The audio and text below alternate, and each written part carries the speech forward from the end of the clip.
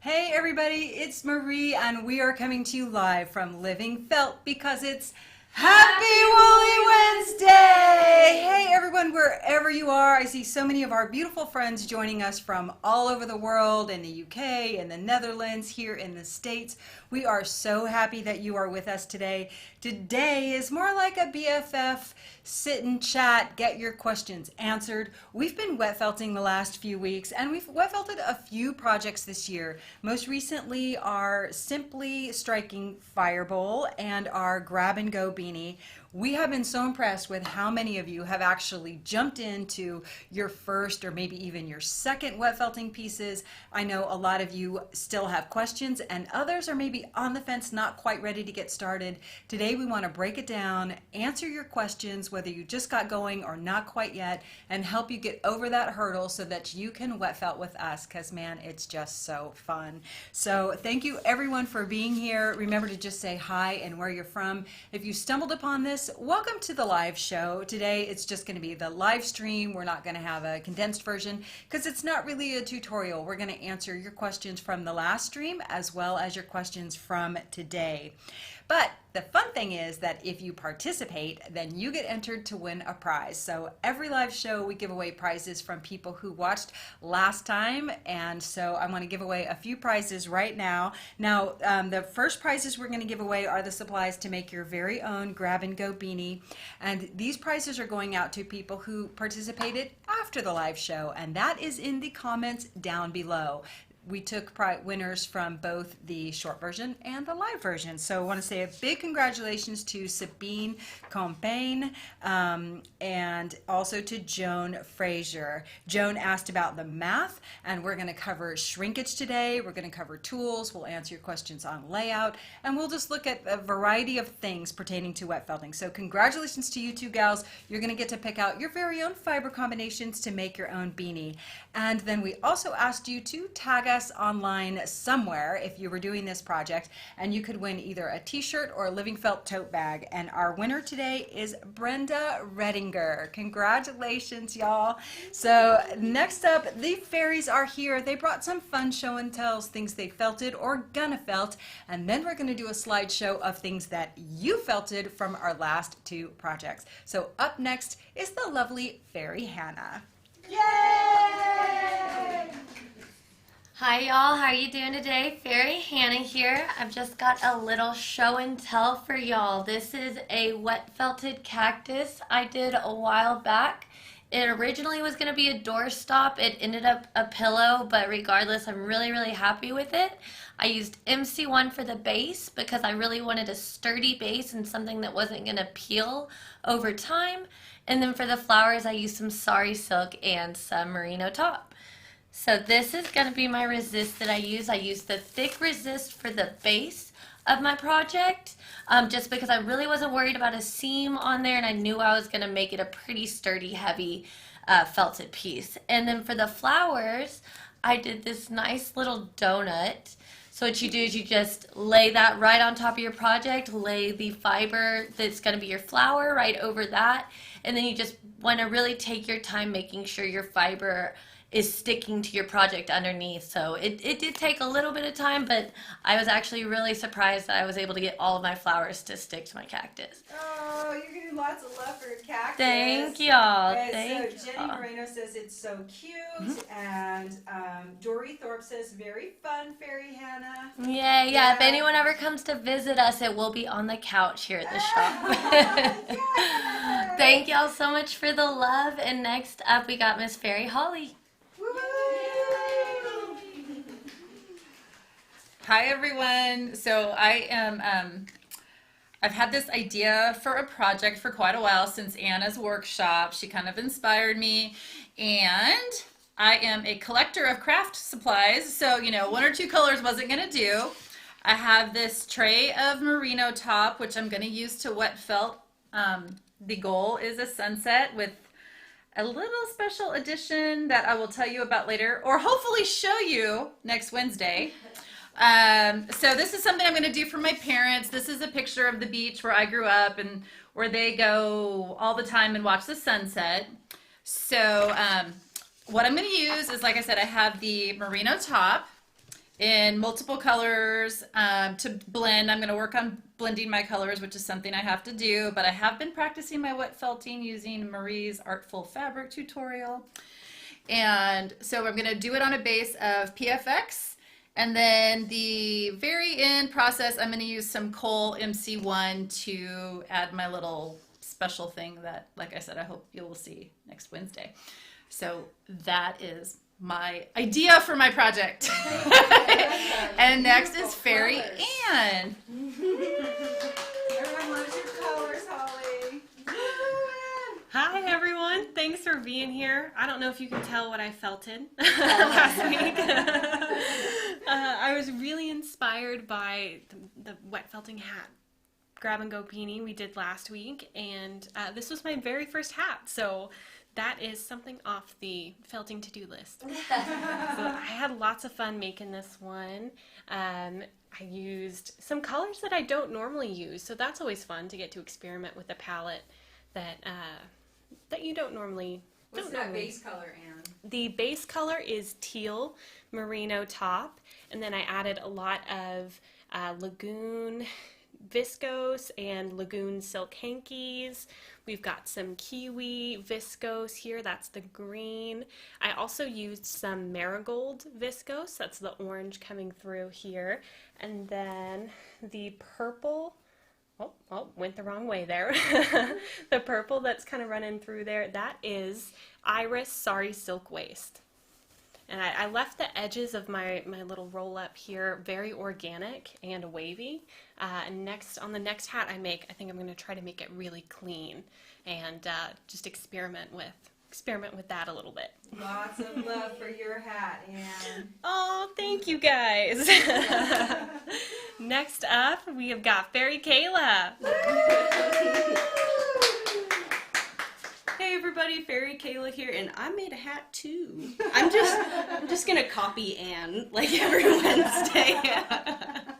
This was the first hat that I made too. I tried out the 16 micron because I didn't make a test piece. I just went right into it, and luckily it turned out good. But I used Sea Mist. Okay, I'm getting pop quiz on my colors here. Sea Mist, Mulberry, and Marrakesh in there in the 16 micron. I also used some Onion Sari Silk in here, some Saffron Silk hankies, and I threw in a little bit of Habitai because why not? Yeah, I left my edges pretty organic too, kind of just rolled it over. And Mandy says that hat is perfect for fall. oh, that's definitely what I was thinking when I made it. Lots of love for your hat, Kayla. Oh, thank you. And I noticed something while I was wet felting. I was trying to tell jokes to my project, and it wasn't working out so well. And do you know why?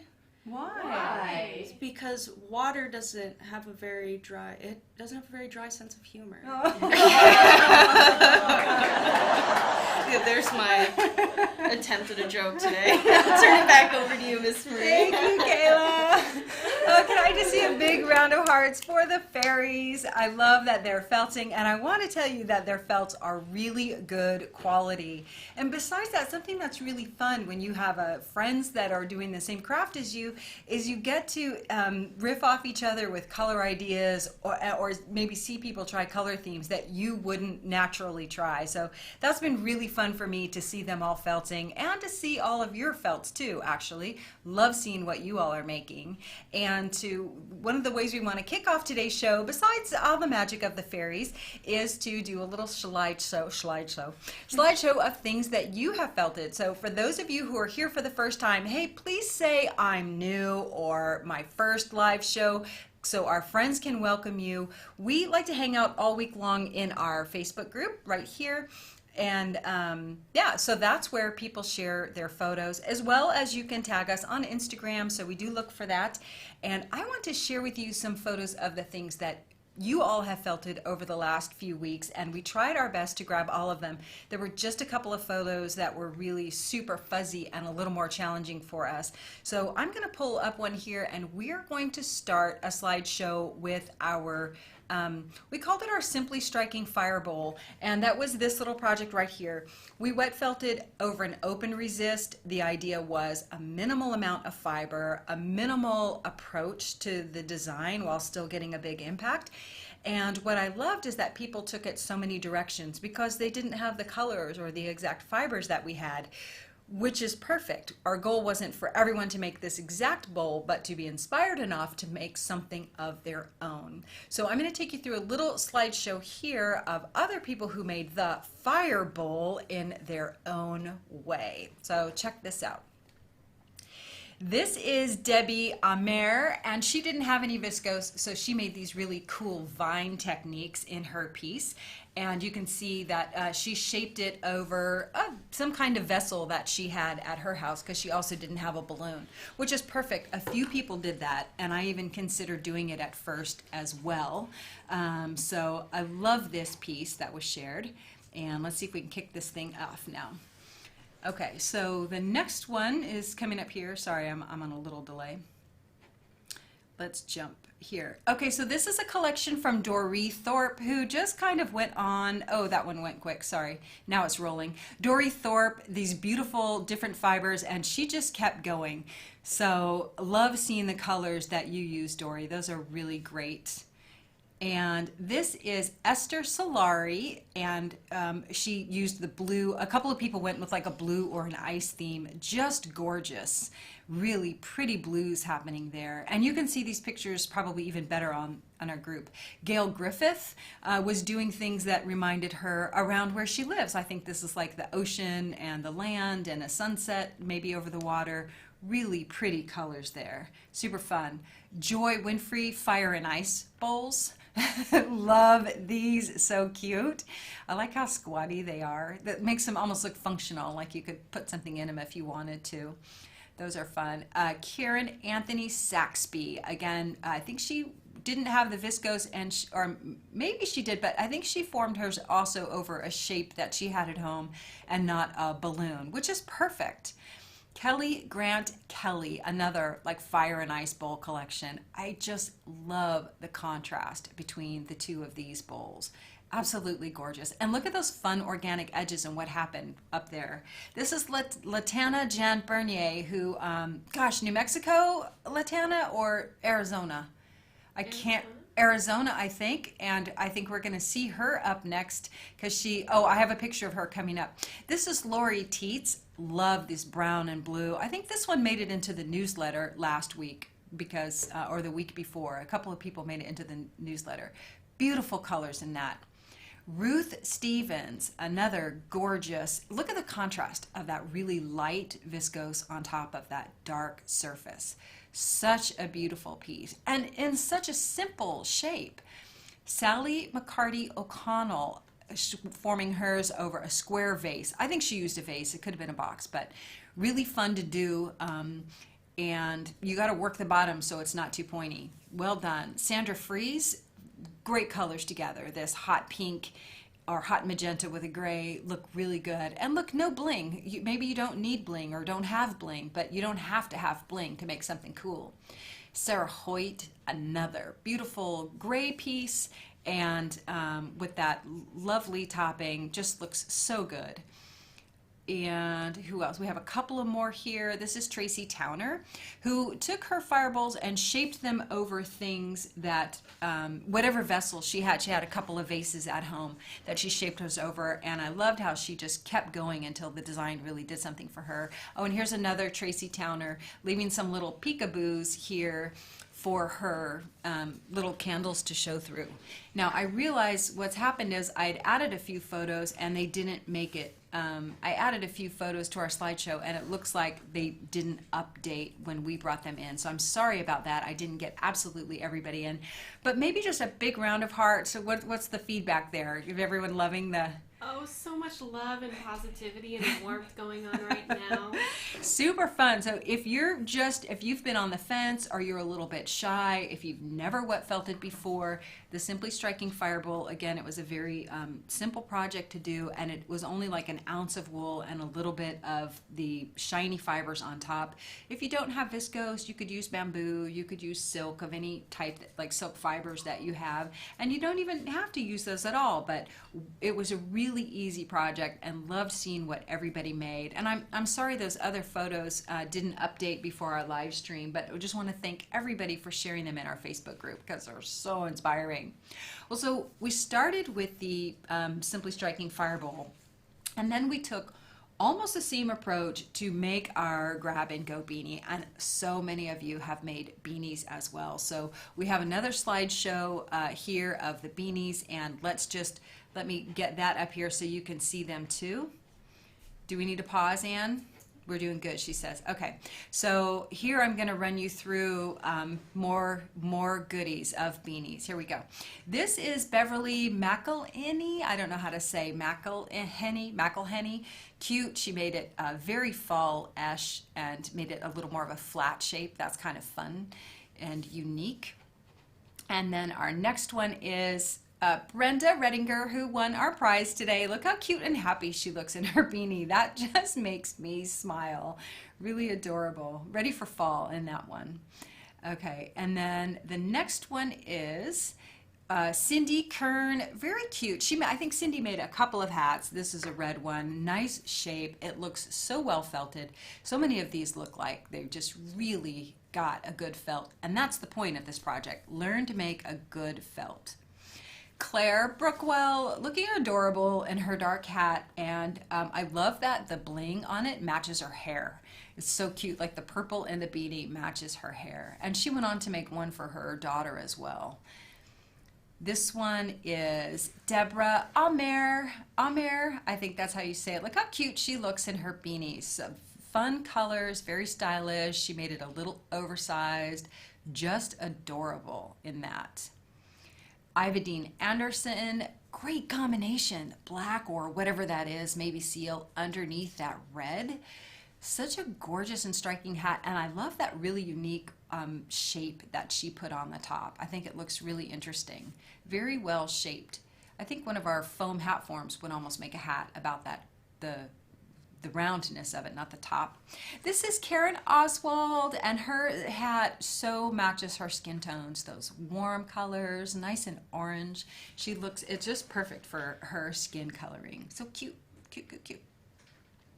And here we go with Kathy Hearst. Kathy has this cute color theme going on, and I think this one is kind of a work in process. It could have been, I think she's still working on doing some final shaping so that she can get it how she likes it, but really cute colors on that one. This is Kat St. Clair, another kind of a little bit of an oversized, kind of a cute slouchy hat, nice black, light colors. Aren't these fun? This is Kelly Grant Kelly. We just saw her vessel, and she decided to make her hat match her scarf that she already had. And I think she ended up using a little more wool on her hat than she planned, which is fun to learn about, you know, when you get it a little bit thick. I have one of those too. Great colors here. Laura Stidham, great, that deep, rich green, and then the bright greens on top. Love this hat. I would love to see some of these hats on y'all. I think that they would look amazing. This is Linda Reeder, not quite blocked her hat yet, but you can see the fun colors. She went with green and yellow. So this is kind of what your hat looks like before you do the final shaping and get it all round. It's just a step in the progress of getting it finished, but really cute colors on that one. Louise Melmoth, I think this belonged in the vessel one. Well, there you go, bucket hat or vessel, you pick. Earthy colors, very, very cute. Oh, this is Lynn White's husband who decided to model her hat. She said he's not even a Shriner, but she liked I like how happy he looks in that hat personally. This is Magdalena Zeleninska. I know I hate to pronounce your names incorrectly, but look how gorgeous that hat looks on her. Her fair skin and those striking eyes, those blue colors. It's so fun to see the color combinations people come up with. Marie Forrest, I hope this is okay. She shared this in her group, and this is her darling baby modeling that hat. I don't know if the hat was for the baby or for her, but just so darn cute. Perfect for kids. This is Melinda Kerner, who says she wasn't sure how she felt about wearing hats, but I think her hat is great. Great colors, orange and green, kind of like a scarf we have on the set today. Great job felting that. Natalia DeGosia, she shared this green hat. Love this hat. She looks so cute in it too. She shared a couple of pictures. And what I love is she did more of what we talked about at the end, which is shape it a little more like a dome so that it, didn't kind of have the crinkles in it. And it is a perfect beanie on her. I wanted to show you that. There's hers in progress. And you can see that the dome is a little more arched than mine was. I had mentioned that mine was really broad because I wanted a few crinkles, and hers was a little more arched. So I thought that was a good visual to see. If you get into our group, you'll see, whoops, let me go back. If you get into our group, you'll see that people share sometimes work in process pictures. This is Patricia Roberts Thompson, and she took the fireball colors and then put it into her hat. And man, I think that hat is just gorgeous. Really, I'd love to see that hat in person. I'd probably be trying to figure out how to get it from her because it's so cool. This is Susan Beal. I love the earthy tones, really subtle. It's like a beach dunes, this hat. Really sweet, sweet, sweet colors. And I hope some of you are getting inspired right now who haven't started felting yet, want to make your own hat. Oh, I love this one. This is Susan Martin, who had to make her hat with a ponytail hole. I just love that, especially considering I wear my hair long. I should consider that. So cute and clever. Just adorable. This is Teresa Dudek. Look how happy she looks in her hat. I think that, great colors match her beautifully, and then you've made something, like we said, you're making fabric with your bare hands, and you made something custom for yourself. I just love this so much. And then here's one last one, is Terry Ryan, a sweet, perfect grab-and-go beanie, red hat, very practical, lovely, and man, I just have to say, how inspired we all are looking at all of the things that our friends have made. And so I'd love to hear some of the feedback. What are you hearing over there, Anne?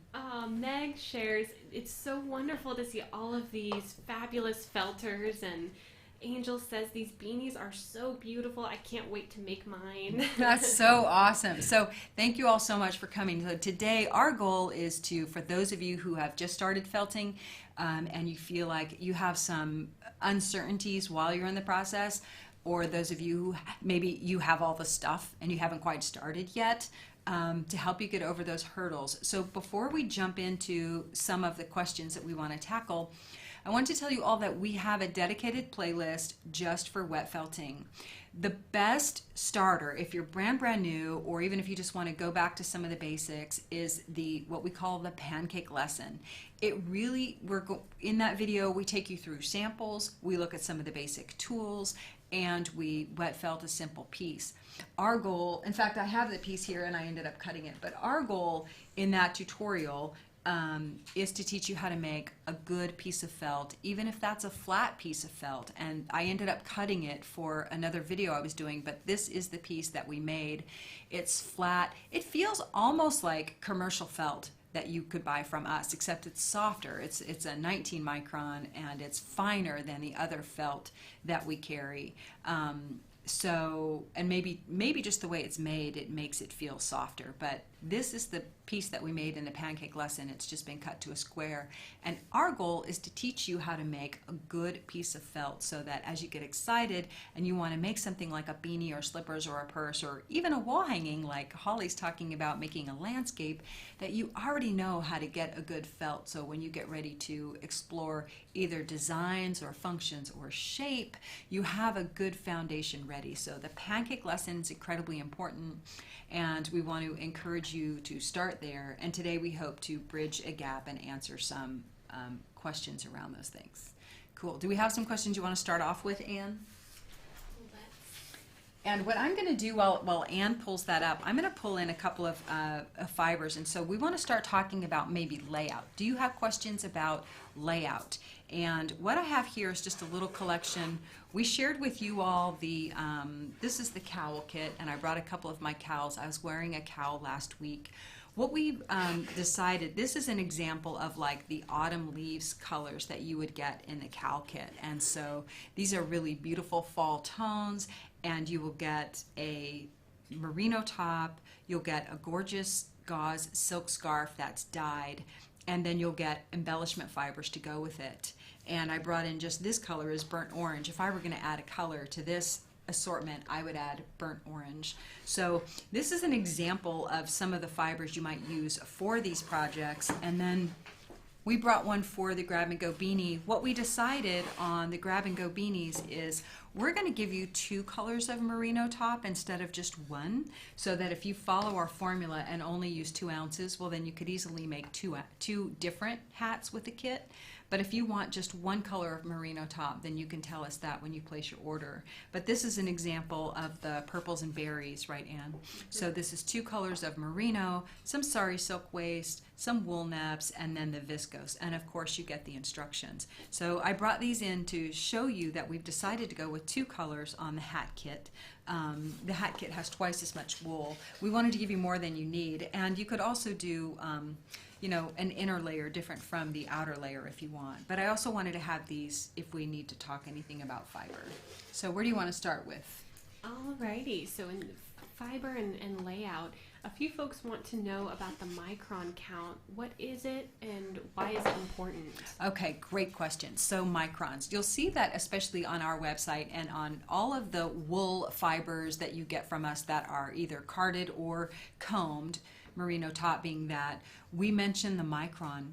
Micron basically speaks to the fineness of the fiber, and think of that fineness as being the diameter of a fiber.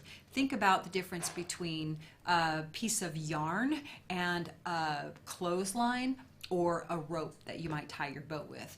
The thicker that line is, you kind of expect that rope to be a little more coarse or just thicker in general. So micron speaks to that diameter. The smaller the number, the finer the fiber, or the smaller that diameter of the fiber. Micron is going to, it should be an indicator to you of how that fiber is going to feel.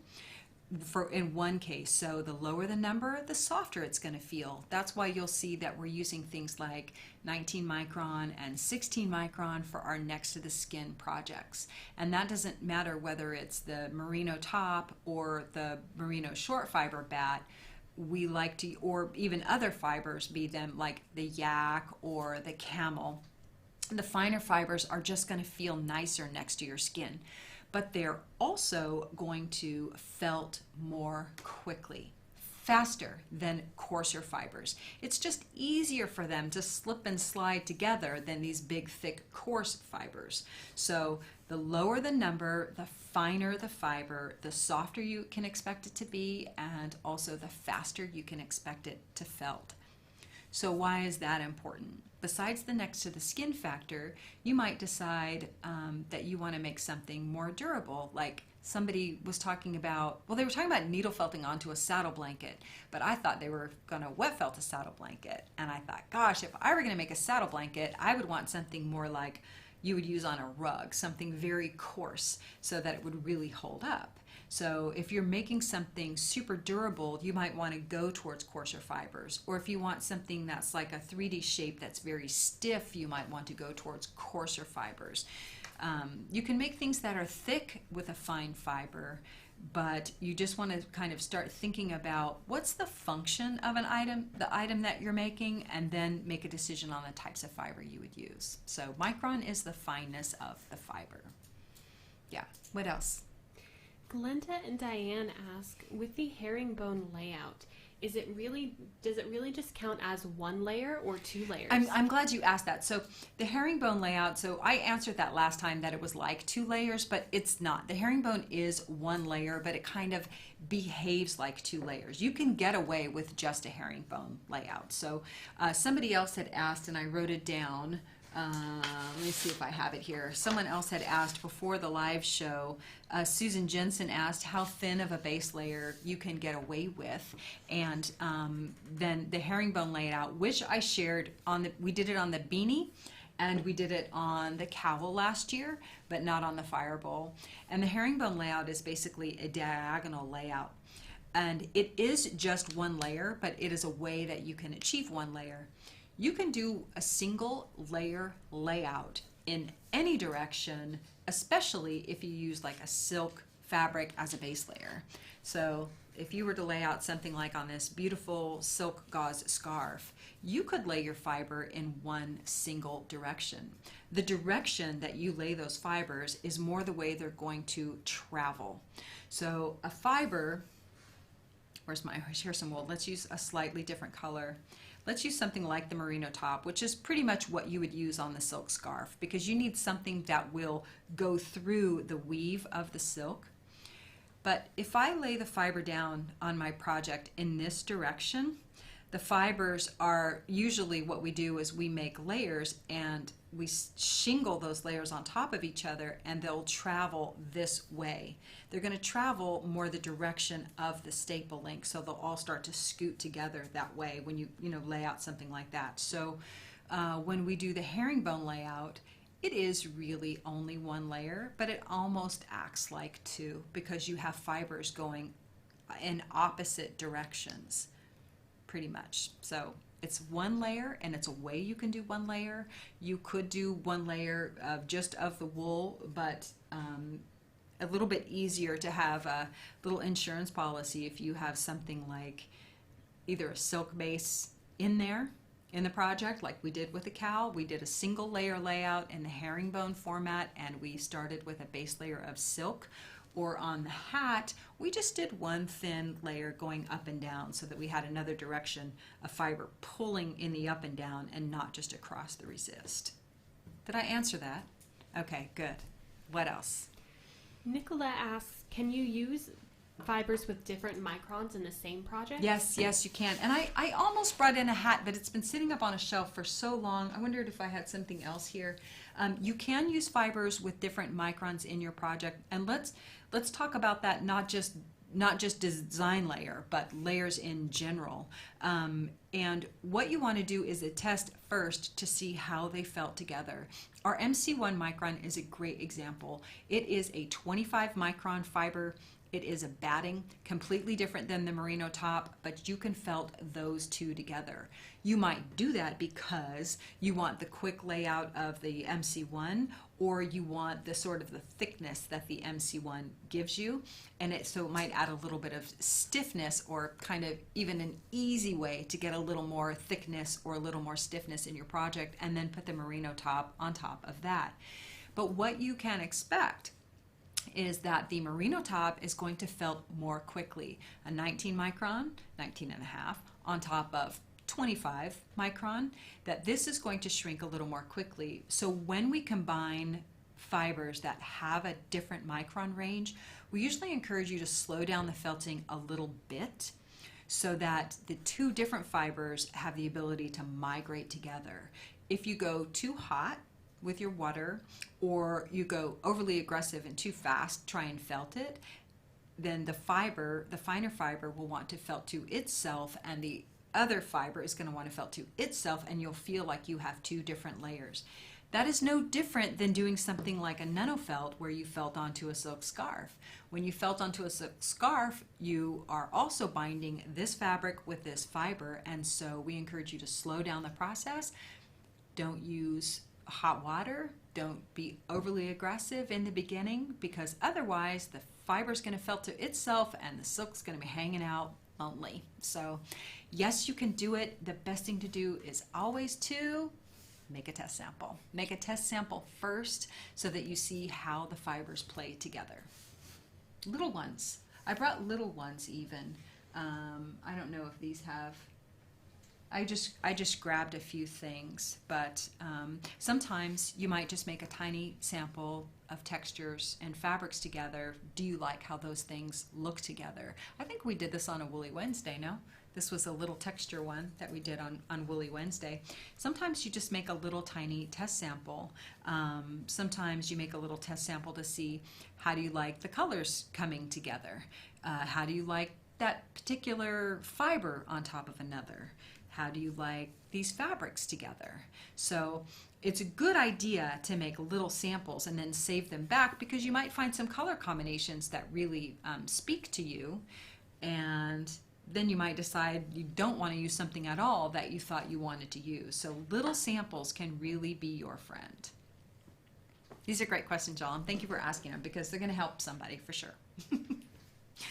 Yeah, what else can we answer?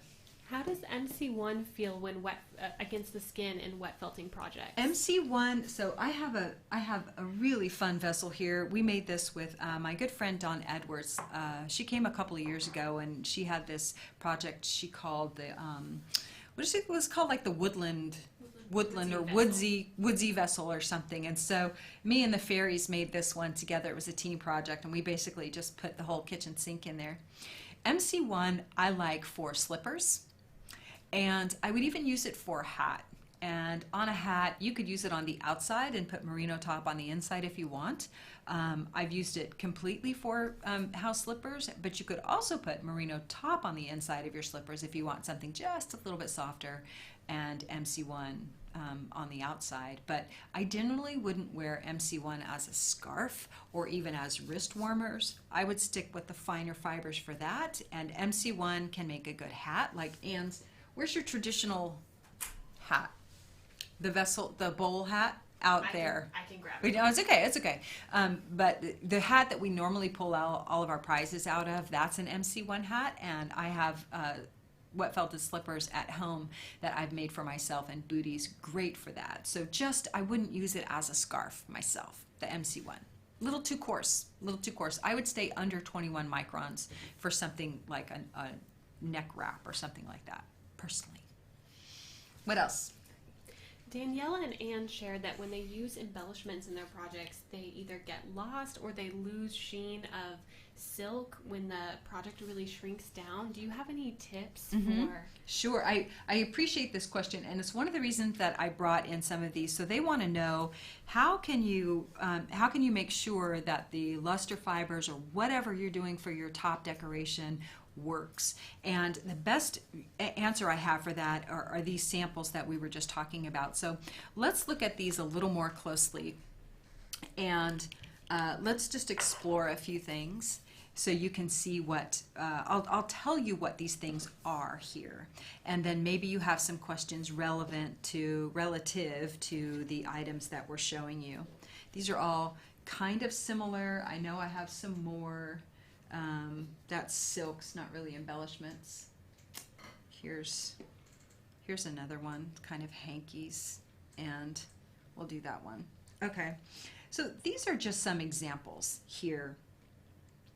And what you can see here, so this is both, these are like a chocolate brown, and here I've used a copper hanky, and here I've used, I want to say it's Lagoon, sari silk waist, 2 different colors of wool neps on there, brown locks that you can't even see, just get buried. Angelina, which wasn't really blended in, but we wanted to look at what happens if you just plop it on top, which is a common question. It gets kind of hairy. This is one of the best ways to know how will your stuff perform when you use it with whatever color you're planning to use it underneath, and that is just to make a little tiny sample. These don't take long at all, and they can really help you save your supplies. Like here, this is burnt orange, and this is a burnt orange hanky on top, and you can't even see it. It's just completely lost. Whereas this is like citrus bamboo, and I'm losing it. Not honey. Saffron? Thank you. My brain could not say saffron. Saffron neps. Looking just gorgeous right on top of that. Really great color combination there. This one has a hand-dyed hanky, and this was just meant to be weirdly muted. I like how that looked. And then you bring in something like Mr. Pumpkin, and so the pumpkin, we have the burnt orange wool, and then we also have like pumpkin, and I think we have viscose and bamboo in this guy. And so you can see that how they just really, some of them will really just sit right on top. And I think the best way to decide what to do with your embellishment fibers and make sure they don't get lost, which I understand is really important, is to make these little test samples and see how do you like how these things play together? And I have, I'm going to bring in just a different color right here. So we did these cowls last year, and I did a number of them. And this is, I think, was this one, this was the 16 micron blackboard, and I used a lot of the same silk fabrics in my various cowls. And then last week, what I talked about was stretching the hanky across so that it kind of chops up your work. And this right here is habitai or pongee, you might call it, so you can see how it bubbles and gets all textured and fun. And what's going across it is the hanky that I stretched across. This is all hanky blackness here, dissecting everything and breaking it up. So even making a little cowl, here's another one. A little different, but same idea. And here's the hanky again. Here's the sari silk waist. This is a hanky just plopped on there. This is a hanky stretched. And so something like a cowl, you could do some of your test samples in something like this, because then once you wear it, it all scrunches down and you're just getting bits and pieces of the texture, you know, in the finished project. So if you don't want to waste, if you feel like it's a waste of time to do these little samples that you can refer back to, maybe consider making something a little more functional that you can gift, save, wear if it's in the colors you want. And it doesn't matter if everything doesn't come out perfectly, but at least it wasn't that wall hanging or that handbag that took 2 days to make. Something to consider. So samples are your friend. Test them. Know what colors you like, and keep track of those. Keep track of those colors that you used and the fibers, so that you have a reference to go back to. Okay, what else? Karen asks, in the beanie kit, if you make a sample from the fibers, would you still have enough fiber to make 2 full hats? No. If you use this fiber, no, because the beanie kit, well, it depends. If you get, no, you wouldn't. Unless you just don't go with a roll-up beanie at all, but you'd have to be very stingy with your fiber, because this is a 2-ounce beanie and mine is a double roll, and I don't know how my head size compares to your head size. So plan for 1, and then at worst case, all you have to do is get a little more merino top. That's really all you have to do, is get a little more merino, because you'll have enough embellishment fibers for sure to make 2 hats. You'll have plenty of those, but merino top, you have enough to make 2 or 1 bigger one, and then you'd still have wool left. Okay, any other questions there? No, okay, let's just talk a little bit about tools. So for those who feel like this is a little intimidating, I just want to talk real quick about tools, and then I think we'll also be talking about shrinkage. Is that the order we're going? Ann says yes. Okay, so let's talk a little bit about tools. The tools for wet welding are oh so simple. The first thing you need really is some warm water and towels. So hopefully everyone can just go check, check. And it can be room temperature water, you don't need that. So water, towels, tables. I prefer to felt on a table as opposed to the floor. I have felted on the floor and I don't love it. So water, towels, work surface, check, check, check, hopefully. 1 hand or 2 hands approximately. You can also use your feet. I know people who felted that do not have good use of their hands. I know people who have felted like masters who don't even have fully formed hands, have felted with them here in the shop. So I'm not saying you have to have 2 hands or even 1 hand. You can use your feet. So that's not a rule at all. And the most basic tools are what I like here. The very simple, the most simple of things. I like to use a kitchen sponge. You felt it with me. You've seen me do it. That's my favorite wetting tool. Secondary is a ball brass. You can use a bottle of water with holes drilled in the top. You don't have to. It's hard if you're using hot water, because then you have to refill it all the time. This you can just blunk into your soapy water and, you know, do like a turkey baster. Soap of some kind. We use our olive oil soap. I do like it a whole bunch. It dries out just like this in a day, and you don't leave it in your water so it doesn't all melt away, but it'll dry really hard. So you need some devices to wet out and some kind of soap. If you don't have that, just use a nice hard milled vegetable soap if you can get it, like a vegetable soap if at all possible. And then I just keep these little packets in my studio. This is my half table setup. It's what I've been using with you pretty much all year. I think we haven't even gone bigger than the half table setup with what we've done. And this is the most minimal of tools that you need for the half table setup. And that is, I like 2 pieces of thin plastic. A number of you asked me last time about what is this thin plastic. This is less than 1 mil, and I just cut it to basically like a 24 by 24, whatever fits your table. I don't like to go all the way to the end of my table. Other than that, I'm usually going wider. But 2 sheets of this really thin plastic, at least 1 mesh. If you don't have the plastic, use 2 mesh. This is our wet felting mesh. People asked, is mesh and netting the same? Yes, it's the same function. It's the same purpose. I haven't really compared other people's mesh to ours. I've been using this same product for almost 20 years now, and we really like it. Someone also asked last week, can you throw this in the washing machine? Yes, you can. I don't. I just rinse it and hang it dry, and then once it's dry, you can pick off the little fiber bits. Hopefully you don't have too many fiber bits stuck to it. If after you finish a project you have a whole bunch of fiber bits on here, assess your pressure. And if your pressure is causing too many of these fibers to pill, get the plastic. Get the plastic, because then you won't be roughing up those fibers while you're felting. Work surface. On the work surface, I'd like to have my grippy mat, the shelf liner that you probably saw me put down, and I'll grab that. And this is just regular bubble wrap. And people ask us, is this the same stuff that you pack packages with? Yes, it is. This is just the size bubble that we like, and this is what I use to roll in. If I had nothing else, these things would do, but I do like to have a rolling device, some kind of rolling bar. And let me get these without knocking everything over. A pool noodle cut to size. I have a tiny one like this, a half table one, and a full one. That's all I need, but it's nice to have a bar to roll over. So if you have nothing else, you can get a pool noodle, but I also like a closet pole. I'm gonna grab this. A couple of things. And I'm going to answer these things too. So my closet pole, some of you know about my closet pole, and you ask me, can I use a dowel? Can I use PVC pipe? Yes, yes, yes. So this is a closet pole. What you will like about it is its weight, its dimension, and also that it holds up to getting wet, dry, wet, dry, wet, dry. I have no problems with this thing. But if you don't have this, and I just buy the full length ones and have them cut down at the hardware store, you can use PVC pipe.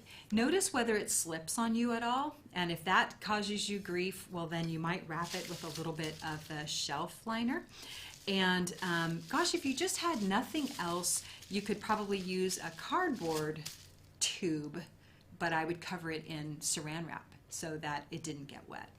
So some kind of rolling device will be your friend, and the grippy shelf liner really just lays down on your work surface. But you might notice that in our wet felting tools bundle, we include our bamboo mat. The bamboo mat is really great also for tiny projects. So if you've made our wet felting bookmarks video, we like to lay our project in this bamboo mat. This is about 11 by 17. A couple of things about this bamboo mat: they are custom made for us, so the bamboo is really smooth and the strings are not stained or dyed, so there's no dye that's going to leach off onto your project. But this is really for a small project. Your project, when you use the bamboo mat, should fit within the perimeter and not stick out so that these well, they feel like teeth. If your fiber's sticking out, will get all dried. If it's rolling around in these things, it's going to kind of get chewed up, so don't let your fiber stick off the end.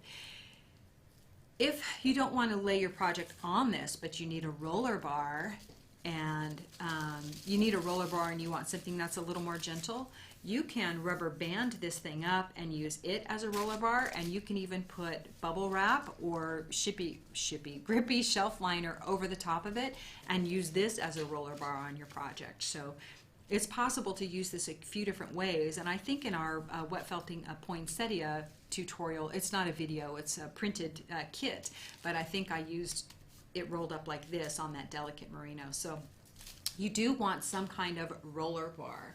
And I brought in my, these are kind of hard to get now. This is the bamboo mat. I've had this bamboo mat at least 15 years, but I think it came from California. These are kind of hard to get. They are old bamboo blinds, and we just take all the hardware off, and then you have to go through the pains of retying all the strings.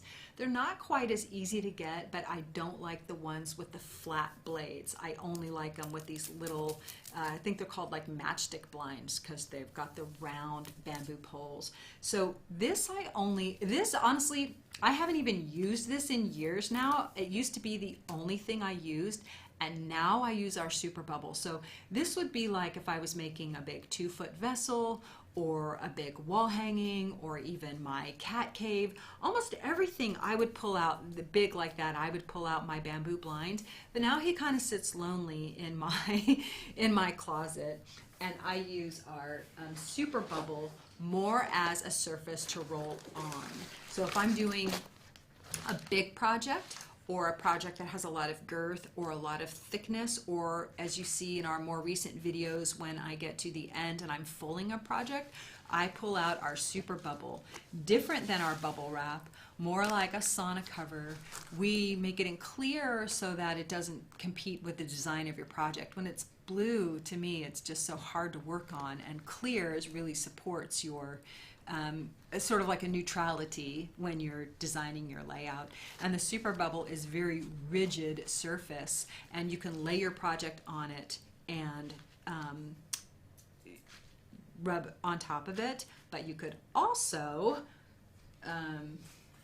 roll on top of your project with like some kind of roller. These are the Nikki and Nikki tools, which they're very aggressive tools, and I would only use them through some kind of barrier.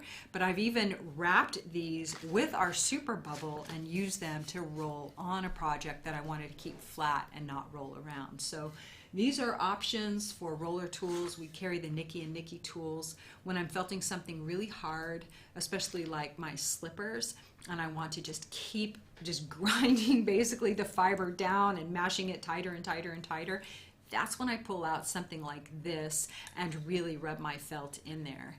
And that's the purpose for me of these tools is if it's going to touch the fiber, it's going to be something that's more sturdy, more durable, and something I'm really hard felting down. Otherwise, you can use them covered with something like the super bubble and not let these teeth touch your fiber, because these teeth are pretty, they're pretty sharp cuts in this little thing. So one last thing, these are all things just to help your agitation. So your hands are your main agitator, the bubble wrap helps agitate, the rollers or the bamboo blinds help agitate, the super bubble helps agitate, but you can also get something like these really gorgeous heartfelt silks palm washboards, and you use them by just rubbing on top of your project. You don't even have to use a lot of weight. The waffle pattern in here is actually really rounded and really smoothed off, and doesn't really dig up your project. So don't use it, you don't need to put a lot of pressure on it to start. This just kind of helps for people who really don't like to roll. The palm washboard is a really great option, and the action is more like this. You go back and forth, side to side, and we use this on a few videos, and also in circles, and these waffle teeth do a lot of the work. Now these are made by a couple here in the United States. They are patented. You're going to see some copies out there, but this is the one you want, I promise. Heartfelt silks. So they're worth the investment, and I have a few myself, and we always bring them out at wet felting workshops. Tools. How do we do? Quick blast through tools. What questions do you have? Are any of these items reusable from project to project? All of them are reusable for project to project. All of them are reusable. I reuse my plastic. I just rinse it off, hang it to dry. My mesh, rinse it off, hang it to dry. Every single one of these tools you can reuse from project to project. Now, I confess, when we make things like great big dresses or coats or even like my skirt, and I've got this big unwieldy piece of plastic from this, that's when I'm usually the worst and I don't save it. It's just big and gangly and wet and soapy, and it usually goes in the bin. But my half table setups, even my full table setups, I hang them over the shower bar or whatever, just let them dry, and I'm going to reuse them again. All of those things. Yeah. Other questions? Can you use the palm washboard or other rolling tools, or folding tools, excuse me, instead of rolling? You can, yes. In fact, Robin Firth and her husband Harry, they're the ones who developed this and make it, and it's really to help avoid rolling. Some people like to throw their stuff in the dryer to avoid rolling, and then there's kind of a bouncing action. But this really helps people who have difficulty with rolling. You still have to learn how to use it, and you still have to be mindful that you're guiding everything back towards the middle. And if you're really not going to roll, you might look at some of the other tools. We only carry their traditional original tool, but they make other ones as well. But this really is designed to help for people who don't like rolling. And if you don't like rolling, try our rock and roll method. It is kind of gentle on the body. It isn't this, especially if you're making stuff small. So I'd say if you don't like rolling, stick with smaller projects, stick with lighter weight projects, and try our rock and roll method. It's not that hard on the body. I know some people have difficulty with their hands, and I totally understand that. So maybe have a child or relative or neighbor kid who can help you too. But the palm washboard is a good option for that too. Something else? Does the thickness of a resist affect the shrinkage? Yes, thank you for that question. So the thickness, we carry resist in 2 different thicknesses. And so this is our thin resist that we've been using over the last couple of tutorials. It's just nice and thin. And then this is our thick resist. It's really quite thick. And what to know about that is this is stronger. The resist is stronger. The thick resist is stronger than this, and you can tell just by how easily this bends and plies and how more resistant this one is to bending. So what happens if you use the thick resist on a really fine fiber is the fiber wants to come together quickly, and the resist is kind of holding it back. The resist is a little more strong than the fine fibers. So if you're working with fine fibers, expect to take it off the thin resist sooner. In general, if I were working with fine fibers, I would go with a thin resist. And if you're working with more coarse fibers or a thicker project, then you can use the thick resist. But I would use those in that place. And in our wet felting tools kit bundle, we do give you both, so you can check them both out. But if I'm doing fine fiber, thin projects, the thin resist is the way to go. Anything else on that? Can you use a sander? Can you use a sander? Yes, and I didn't plan to demonstrate the sander today, but you can use a sander. Now, what you'll see often with people who use sanders is they use sanders for a particular stage of the project, but not the whole project. Usually it is to get that initial skin on the project, and then very often there is some rolling. Not everybody rolls. Some people use the sander the whole time, but the best sander is the Makita variable sander, and I can look at including that in the description. It's not inexpensive. I bought the less expensive cousin when I first started using a sander, and I hated it. It vibrated my hands so bad, and it was so loud. I found it incredibly unpleasant. And then I bought this one, which is variable speed, and you can use it on the lightest speed. So let me see, I think I have it right here, and just show you real quick.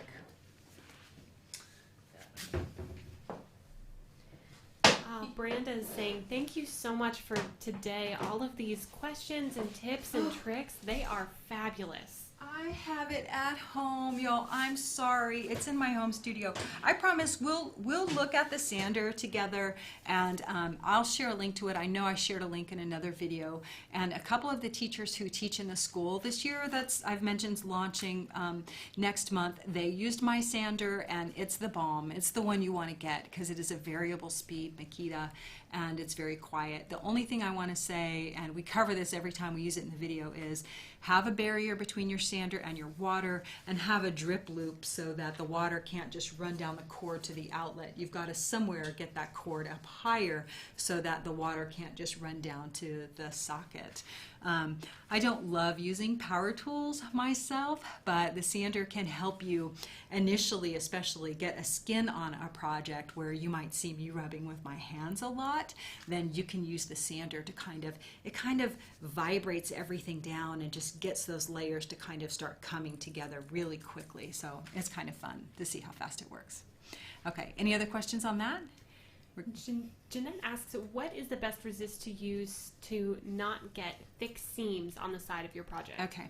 What is the best resist to use to not get thick seams? I would ask like what you're felting, because the resist is less the culprit of getting thick seams than it is not getting your project wet enough and hugging your resist tightly. So if you watch back on the beanie, what you noticed is that we did a layer and wetted it, wrapped it around, a layer and wetted it, wrapped it around, layer and wetted it, wrapped it around. That's the best insurance you have to get your project to really hug. That is, make sure each layer or set of layers, you can even go 2 layers on one side, wet it fully, flatten it fully, wrap it around, and go to the next, and that way you can avoid the seams. On these little projects, I think we did 2 layers.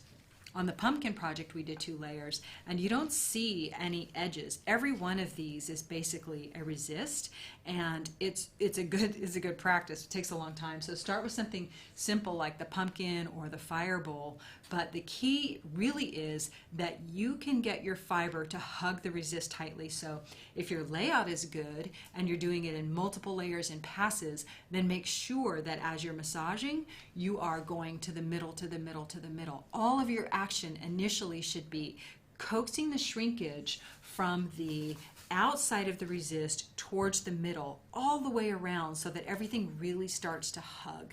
That's why I would say if you're making something thick, like a pair of slippers, that's when you would see me really form that surface skin first before I start rolling. On a thin project, you're going to see me start rolling much sooner because it's already so flat.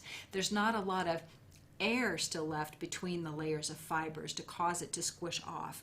When it's really thick, I'm going to personally spend more time doing that initial stage of shrinking with my hands by rubbing towards the center so that I make sure all the fiber is hugging. So it's nice if you can feel the resist through your fibers.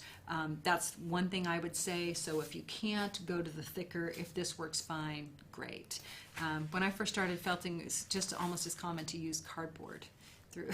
Then you'd have to throw it away. But anyway, so it's less the resist as it is your approach and making sure that each layer is hugging that resist tightly and that you're not mashing it, smashing it off, and to the middle, to the middle, to the middle, to the middle. Okay. Anything else? Want to do shrinkage real fast? Okay.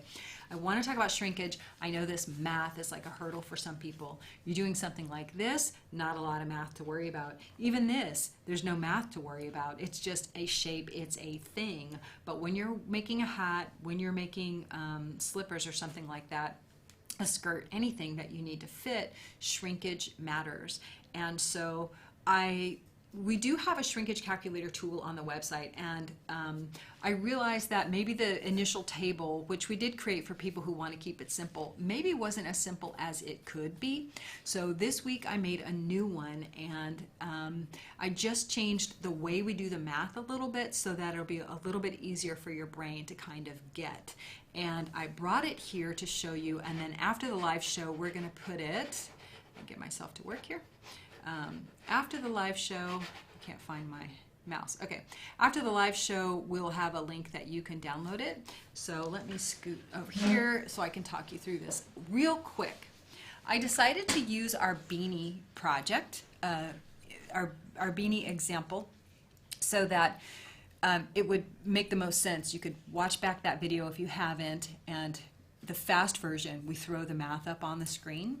But here I gave you a little area where you could just make notes for yourself about the project. So I put, I can't read that far, hat with a double roll up brim, make it a little larger so that it's a loose fit and not too close fitting. That's what I wanted with my beanie. A little bit of a loose fit and not too close fitting. Here's what I wanted. Okay, so then I measured my hat size in inches was 23, I just made that up, 23, and we divide that by 2, and then we measured ear to ear, and we divide that by 2 to get the hat height. How tall will that hat be? Since everything is made flat on the resist, we divide by 2. So in this spreadsheet, all you have to do is put in your measurements up there, the 23 and the 16, and it divides by 2. Now down below, and I don't have a pointer, so sorry I can't show you, but down below you see the estimated shrinkage, and there's a column that has a variety of estimated shrinkage amounts, and then I put divide by. This portion of the formula could be hidden, but I wanted you to see how easy it is. If we're planning for a 10% shrinkage, we're going to divide that target size by 90. If we're going for 15, 0.85, 20, 0.8. You can see it's just 1 minus. It's just a 1 minus the shrinkage rate. That's how easy the math is. So I have rounded up my desired width of the finished project from 11.5 to 12, and then you see over there the resist size calculates. Let's jump down to let's go to the 40%, which I pushed y'all to go to 40%. That jumps the resist up to 20 inches across. 20 inches across. Mine was what, 17.5, 18, whatever, 20 inches across. And then you have a round factor over to the right. So when that target number is ugly, just round it. Round it to the nearest 1/4 inch so that it's just a little bit easier. You can even round to the nearest 1/2 inch because you have so much control when you're actually felting it to either stop short or keep going. 40% is, going to take some effort and pushing, as I mentioned, but this table you'll be able to download, and what you see is where the blocks are white on the bottom, like you enter in the 12, drop it all the way down. This is an Excel spreadsheet, by the way. Then it's going to spit out that number for you. And it doesn't have to be this complicated. You don't need the table. But I wanted to give you some little assistance so that it felt a little less scary. And once you do a few, well, then you'll get it. You're just going to divide by 1 minus the shrinkage rate. So are there any questions on this? I can't point to it. Yes. And I know we're over, but thank you. We'll wrap it up here, and hopefully this is a little bit helpful. Tracy says, how do you know what shrinkage rate to go for? The key is to make a test sample. And so I wanted to bring a few things just so you could think about that. And one, I have a sample here that I want to show you. Where is it? I brought all my samples in and out. Okay, here it is, yeah. Okay. Just to give you some perspective, let me take this thing down. This is a felt that I made for a pair of shoes that were going to be sewn for me. And look how thick that felt is. Really, really thick. So this is no small effort making a piece of felt that's this thick and well felted. In order to know how much fiber I needed to make a test sample, and I needed to see how much it would shrink because I had to give the shoemaker a particular amount of fabric in order to sew my shoes and fit my big feet. So the only way you're going to achieve that is by making a test sample. And after you work with a particular fiber a few times, you start to see, if I make this 2 layers of this fiber, or 3 layers, or 4 layers of this fiber, how thick is the end result? If I shrink it 30%, how does that felt feel? If I shrink it 40%, how does that felt feel? And the best thing you can do is start to make samples and learn what those outcomes bring you, or I should say the coming together of those parameters, the type of fibers you're using, the number of layers, the way the fiber is laid out, and then how much you shrunk it overall. In the school, one of the things I have is a fundamentals of wet felting class. It will be free, and what we do is we make samples, and I sort of set you up to learn to make samples and to take good notes on your samples, because it's what's going to help you make a purse that you love, a hat that you love, or a purse that you love, or slippers that hold up versus ones that fall apart in an instant like my first ones did. My first wet felting adventure was I was telling the girls, like, calf high boots for my husband and I, like as winter slippers, and I just blew mine out in the first season because they were so under felted and I didn't know any better. So how you get to the shrinkage is to make the thing. And if you're impatient, like some people are, oh, I'm impatient, I don't even like to be bothered with that, well then go for it. Pick a spot and start somewhere. For your first hat, plan for a 30% shrinkage. And if you wear that hat all year and you find that it pills and it didn't hold up and it never really had the durability that you wanted, well then maybe the next one you'll go for 35 or 40%. But the key is going to be to start somewhere, make the thing, and evaluate the end results. Is it as thick as you wanted, or is it too thick? Like, I know some folks who their first pairs of wrist warmers were so thick because they used so much fiber that they were like bullet guards. So there is a coming together of things, the number of layers, the amount of fiber you're putting into a small space. One last example. Let's look at this hat Gloria's wearing. So this hat was made on, oh, she lost her head. She lost her hair too. This hat was made on a similar size resist as the ones as this hat. They're very similar anyway. And this hat though has twice as much fiber in it. It's very, very thick. It's very, very durable. But there was nothing I could do to get this to shrink down any more than this. Like, I worked my tail off to get this much shrinkage. I don't even know how much it was. It might have been 40% or between 30 and 40%. But there's no way I could get it to shrink down any more than this.